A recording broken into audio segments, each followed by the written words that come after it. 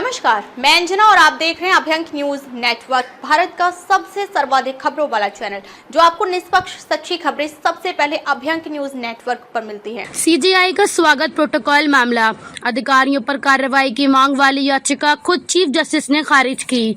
7,000 जुर्माना लगाया, कहा यह सस्ती पब्लिसिटी। सुप्रीम कोर्ट ने शुक्रवार को एक वकील की जनहित याचिका को खारिज कर दिया, जिसमें महाराष्ट्र के सीनियर अधिकारियों के खिलाफ कार्रवाई की मांग की गई थी। याचिकाकर्ता का आरोप था कि इन अधिकारियों ने chief justice of India BR Gavai के पहले मुंबई दौरे के दौरान प्रोटोकॉल का उल्लंघन किया।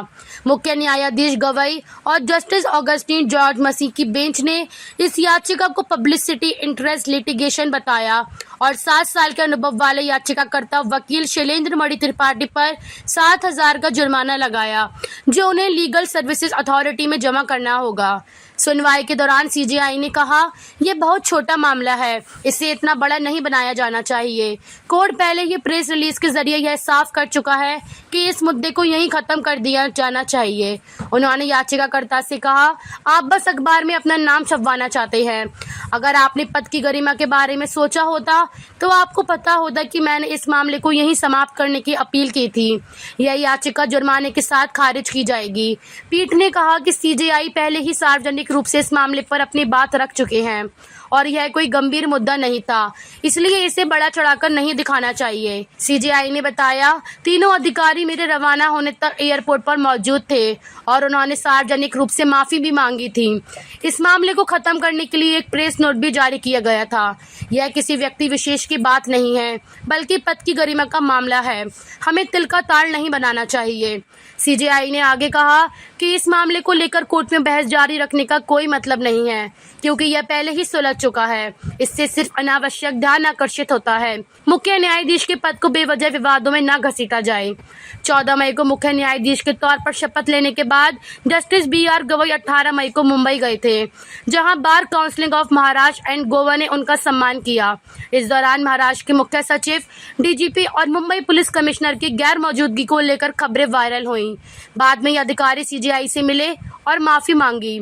सुप्रीम कोर्ट की ओर से इस हफ्ते की शुरुआत में एक प्रेस विज्ञप्ति भी जारी की गई थी, जिसमें कहा गया, सीजेआई की महाराष्ट्र यात्रा के दौरान प्रोटोकॉल से जुड़ी खबरें सामने आ रही हैं। सभी संबंधित अधिकारियों ने इस पर खेद व्यक्त किया है।